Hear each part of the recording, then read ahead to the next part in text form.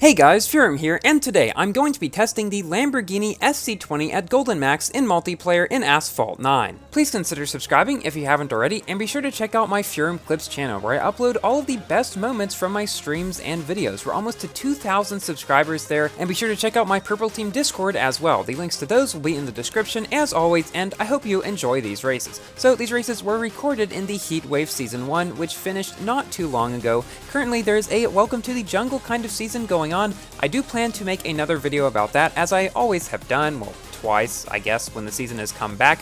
I like testing every single car that is in the season, just because I think it makes for a really different kind of dynamic when I just go through one car after the other, every single one that I have, rather than just doing one like is my normal content. So I might split it up into multiple videos, not quite sure yet, but you can expect some content about that season. But today we're going to be talking about the Lamborghini SC20, which I personally think looks pretty cool, and a lot of people have wondered where it really fits inside of Class A. Now, I would consider it to be one of the best Class A cars. It is not one of the kings. The Imola and the Valhalla are still better overall, but I would say that this car is the next best compared to those. So if you do not have either the Imola or Valhalla, this car was a really great one to go for in the Grand Prix, especially if you're able to star it up a decent amount. It goes 239 miles per hour at max, its acceleration is close to 82, and its nitro and handling are both close to 70, so all of its stats are really above average. This car beats cars like the Genti Aculone,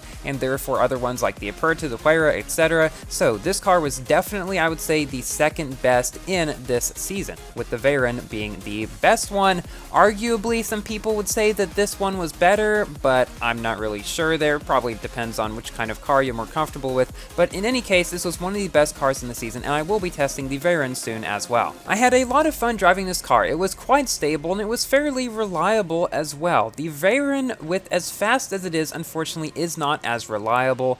It just does not have the nitro efficiency and the handling and everything to make it easy to drive. But I did get some good races in it. They just weren't quite as consistent, which is why I would say for a lot of players, the SC20 would probably have been a better choice to take out consistently. But what I did in that season was, after I recorded my V12 Speedster races, which I did like for the first 10 races of the season or so, I just went straight into this car and the Veyron. I would do 3 races in this car, 3 races in the Veyron, wait like 6 hours or whatever, then go back, do 3 races in this car, do 3 races in the Veyron. So I got like 20-something races in each of the cars, and I'm picking the best ones to put in these videos, but I really got a lot of back-to-back experience in the 2 cars, and I honestly could not really tell you which one I think is truly better overall in multiplayer. But one thing I absolutely can tell you for certain is that the Hennessy Venom F5 is going to be the new king of the game. If you still have any doubts at all, watch my video about it, watch some other people's videos about it who have gotten even better times in those tracks than I have.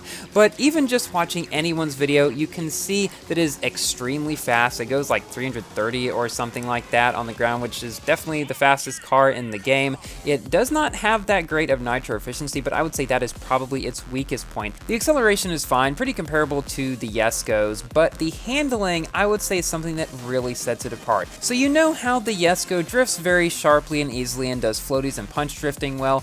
The F5 just takes that and puts it on steroids. It feels even lighter when you're drifting. Its drifting radius is even tighter, its drifting speed is even higher, and it is extremely good at punch drifting, as you can see around the 360 turn. Even with its low nitro efficiency, if you do the punch drifting right, you can get out of that 360-degree turn with 250 miles per hour, which is already faster than what any A-class cars could achieve. So yes, it is absolutely going to be the new king of the game, but I've seen a lot of people upset that it is a pay-to-win car, for sure, because we know that at least one Legend Pass car, the Elva, is going to be required for it, and likely more. And also, given the fact that Mina said that it was going to be a difficult event and we probably wouldn't like it, I can tell you that it's probably going to be one of the hardest, if not the very hardest and most pay-to-win event in Asphalt history. If it actually ends up being as bad as we think it's going to be, or even worse, you never know at this point, I might just make my first kind of rant video about a special event car.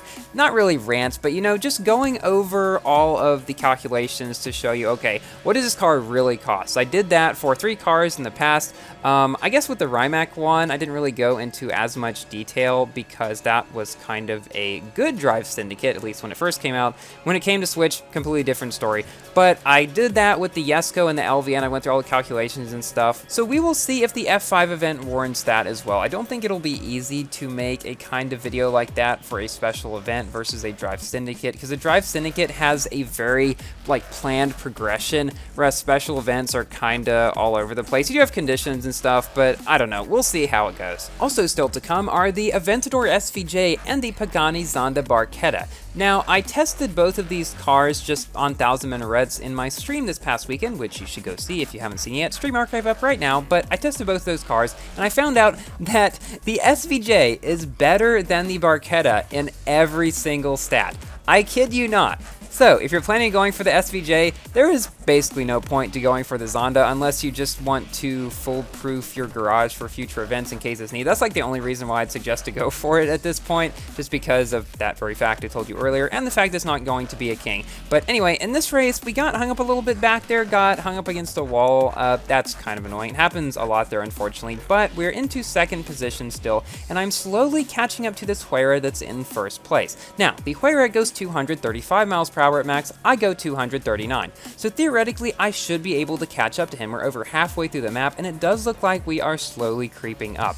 I always enjoy races like this, where I'm just slightly behind, and I'm just trying to do every little thing I can to catch up. Bump the wall a little bit back there, don't do everything perfect, of course. But since this was late in the season, I had grown pretty accustomed to this SC18 so far. It went around here without drifting, and for some reason, something happens to his car there, like he bounced off and then went back. I think it was some kind of connection error, but then he hit me at the end with Shockwave and I didn't get knocked down. No idea, but I got first by a couple of frames, so I'll take it. Okay, and now we're on to one of the closest and strangest ending races that I had in this whole season, and of course it is on Auckland. Who would have guessed? I've seen a lot of people say some very different stuff about this track. Some people love it, some people hate it. I am very much in the middle. I just think it's kind of boring and not all that memorable. I don't really hate it, nor do I really love it, but I do think any agile car, so including the SC20, will be a pretty good fit for it. Any car that has a good drifting radius you can get around these turns without hitting the side is going to be masterful on this track. Now it is time for me to give my general review about this car. It is definitely going to be one of the new best A-Class cars, not a king. I would still consider the Valhalla and Imola to be the kings of A-Class overall, but this is a very close competitor to them. It's better than cars like the Genti, etc. So if you do not have the Imola or the Valhalla and you went for this car in its Grand Prix, you made a very good choice, I would say. Thank you all so much for watching. Please like the video if you have enjoyed, and consider subscribing for more Asphalt and other games content, and take a look at this really weird ending. I knocked him down at the last second, but I still come in second, and